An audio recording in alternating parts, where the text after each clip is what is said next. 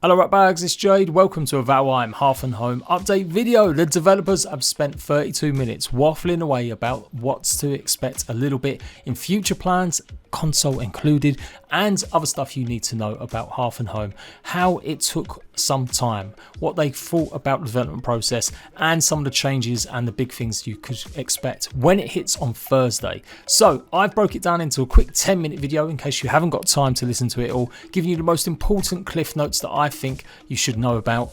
But when you do get time, absolutely put it on for a listen in the background while you're doing something else. It's really good to hear developers chatting a bit candidly. I hope they do more of this in the future.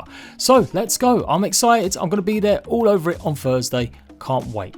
So the new assistant community manager, Josephine, sat down with Richard. He is the creator, the lead designer of the game and founder of Irongate, alongside Robin, aka Grimcore, the general artist on the game. And they really spoke in depth about what to expect with Hearth and Home, why it took so long, and what some of their plans are going forward. It is a really good listen. Absolutely give it a chuck on while you're doing something else. But like I said, if you don't have time for that, I'm going to break down the things you need to know clearly from that little chat, as well as some other stuff over the last few weeks that was revealed. So they spoke about Hearth and Home being a balance update. Like, it really is going to change a lot of the foods, a lot of the ways that you use weapons, because they discovered that it kind of just got a very stale meta already. You already know the same weapons that you're going to use. You already know the best foods to use if you've been playing the game a while. So they want to mix that up a little bit. They also found that some of the biomes didn't have enough resources in them to make it interesting. Like, there's no survivability in the snow biome. And so that's what really sparked the Hearth and Home update, as well as adding a bunch of fixes and a bunch of changes that they kind of had in their mind when they launched the game back in February, but it just ran out of time to actually implement. The update grew and grew though. As they started going through weeks, as they started looking at it, they realised they couldn't just chuck a bunch of new recipes or food items out there. They needed to find ways that you would get them food items. So they want to make each creature have a unique special drop in terms of something that you'll use. And so food is the main focus. It is the Hearth and Home. There will be a Hearth and they are balancing everything to do with the home.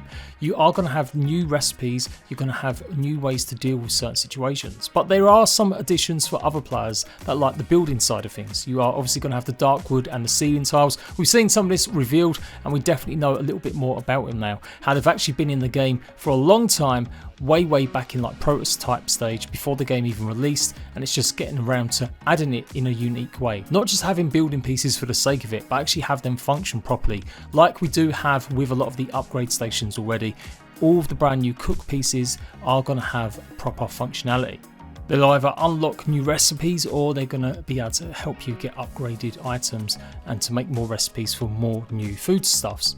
So for the spice rack, you are pretty much going to have one of every vegetable that you currently have in the game, like turnips, carrots, as well as dandelions. For the butcher's table, you're going to need ancient wood as well as silver pieces if you want to craft it.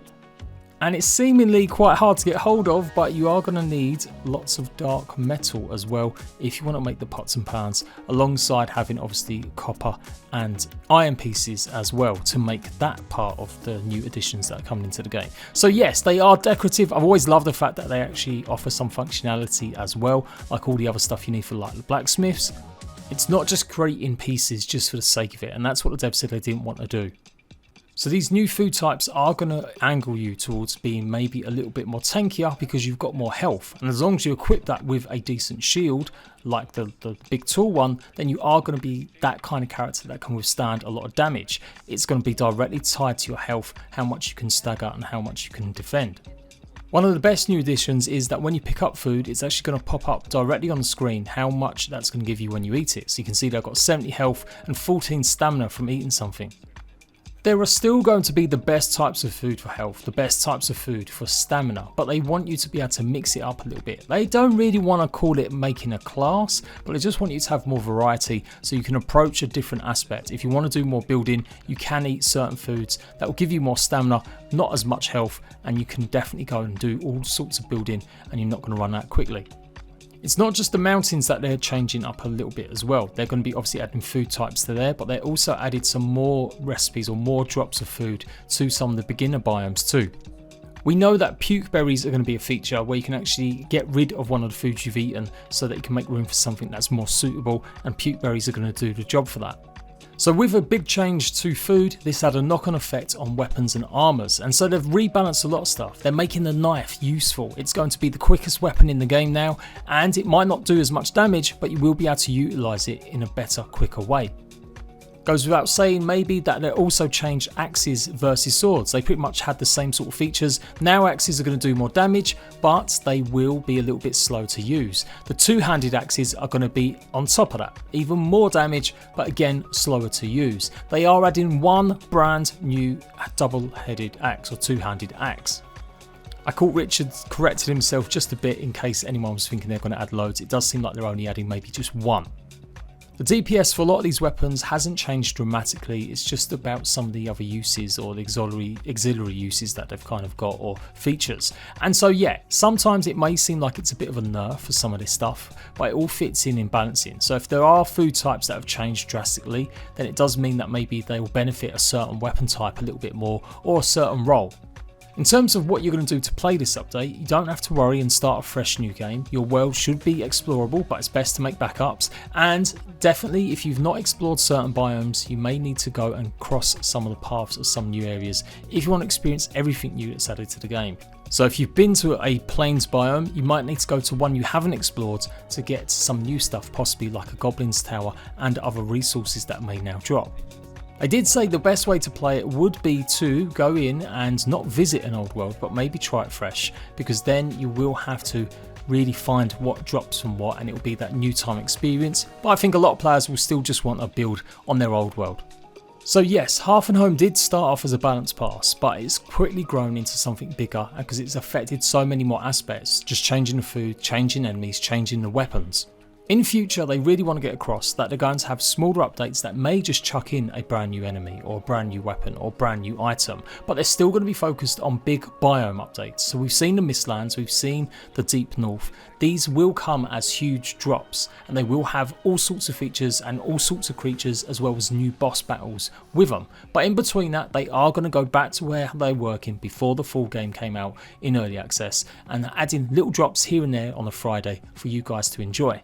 They have got new staff on board, but they do talk in an interview about how they didn't want to flood their development team with too many new faces, otherwise you just get a bunch of content and it's all much the same. It doesn't actually have an impact, and it's not making the game they want to make. They also spoke that VALHEIM is not an MMO, it's not an online serviced game. They want it to have an end. You will play the game and you will get to an end point, and that might just be it for you. So they kind of are glad that people want to carry on playing it and are enjoying it and hitting it every time.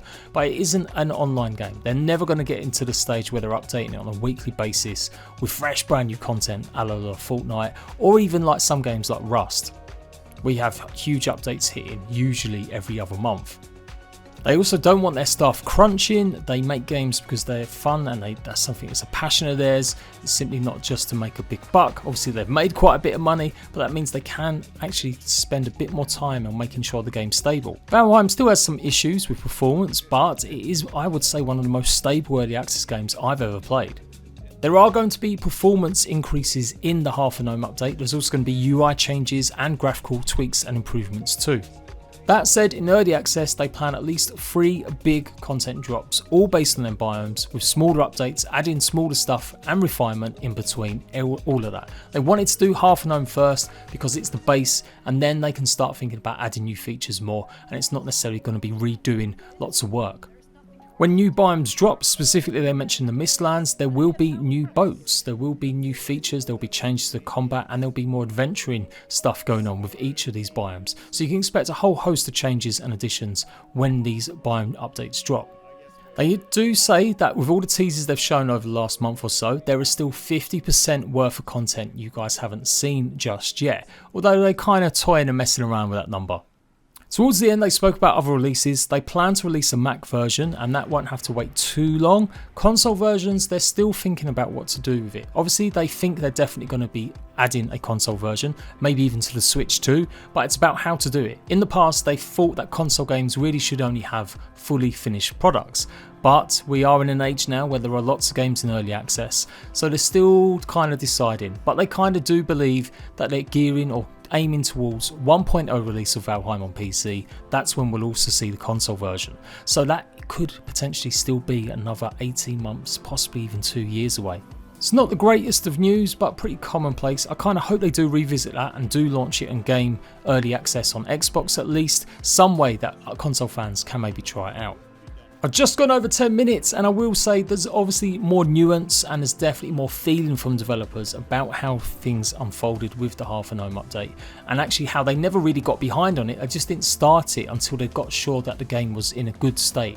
They really didn't start till May, they had some time off and then they came back to it. So they really got the update done in the amount of time they wanted. But they have got new staff. Not as many as some people seem to think they need, and they are going to be working on stuff, and it does look like Mistlands is definitely going to be the next update afterwards, but there will be smaller ones in between.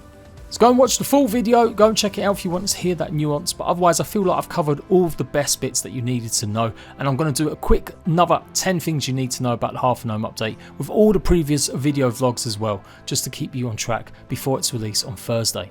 So until then, laters rat bags!